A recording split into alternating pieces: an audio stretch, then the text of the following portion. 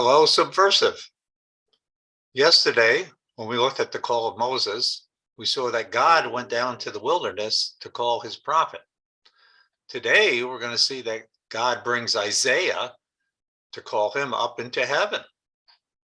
I'll follow the same outline we used with Moses's call: the setting in time, setting in place, assignment God gives to his prophet, and the prophet's response, followed by several takeaways.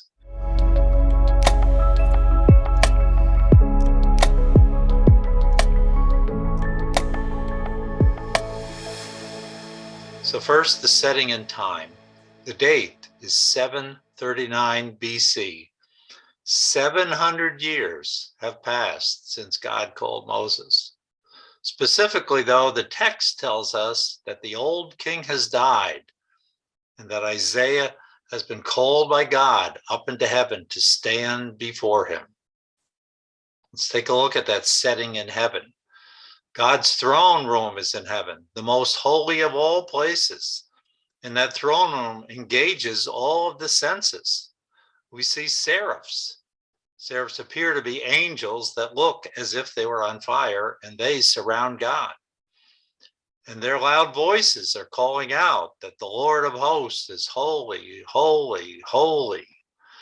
The aroma of an incense cloud permeates this temple, and the temple's foundations shake in response.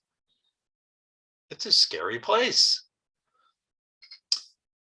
How does Isaiah respond to God's holiness? Experiencing all of this, Isaiah realizes that he is an unholy one, particularly his unclean lips, which are the primary tools of a prophet.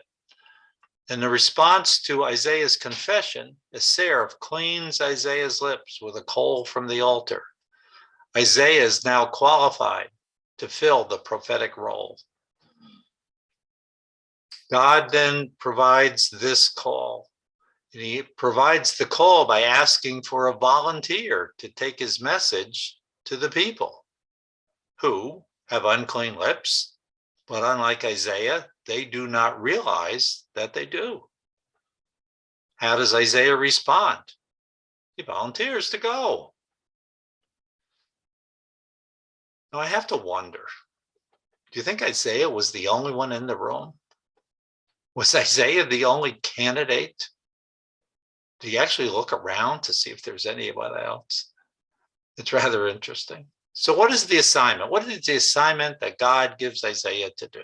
In response, God provides Isaiah with an unanticipated assignment. This is what God says: "Go tell my people that they are not to respond to my message." You will do this, Isaiah, by making the people's hearts fat. You'll make their ears heavy. You'll make their eyes blind so that they do not repent. Now, this strange call requires an explanation. That's best stated as a question. So what actually did Isaiah do to get the people not to repent? Well, the answer to that has to be through reading the book of Isaiah. So when we read what Isaiah wrote, it evidences that it was not what Isaiah said, but the people's lack of response that caused them to remain on the path toward destruction with spiritually deaf ears and spiritually blind eyes. How does Isaiah respond to this assignment? Well, of course he knows that severe judgment will follow, so that he seeks to shorten the time of judgment before God would choose to act in mercy.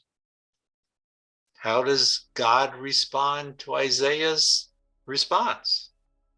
By not agreeing.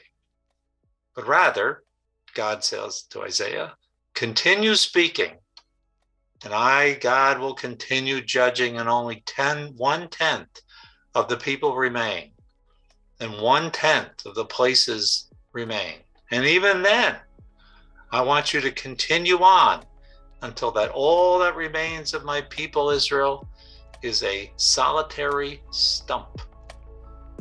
And only then will I relent. for that stump is holy. In other words, Isaiah's ministry is to destroy God's people, Israel. Some takeaways.